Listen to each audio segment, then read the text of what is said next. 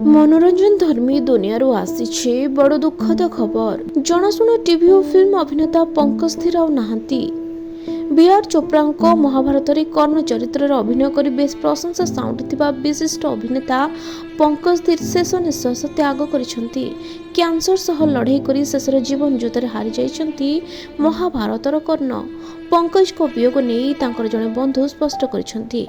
गत किछि मास धरी पंकज स्वास्थ्यावस्था ठीक नथिला, सेतिपई तांकर एक गुरुत्वपूर्ण सर्जरी होइतिला। पंकज को वियोग को नहीं सिने टीवी कलाकार संघ पक्षर एक बयान जारी करा जायछि। मृत्यु बेलू तांको 68 वर्ष बयस होइतिला।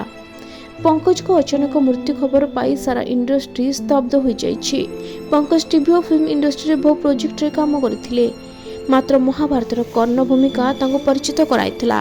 पंकज स्थिर तांको चमत्कार अभिनय दक्षता और शक्तिशाली कंठस्वर पे मध्ये जनाशुना थिले, किंतु 1988 मसीहार ऐतिहासिक नाटक महाभारत रे कर्णक चरित्र तांको प्रकृत रे अमर करिथिला। कर्णक चरित्र एते लोकप्रिय होइतिला जे देशर अनेक स्थान रे तांकर प्रतिमा पूजा पाउतिला। पंकज सड़क सैनिक और बादशाह समेत अनेक चलचित्र मध्ये अभिनय करथिले एवं टेलीविजन रो अनेक सीरियल रे मध्ये सक्रिय थिले।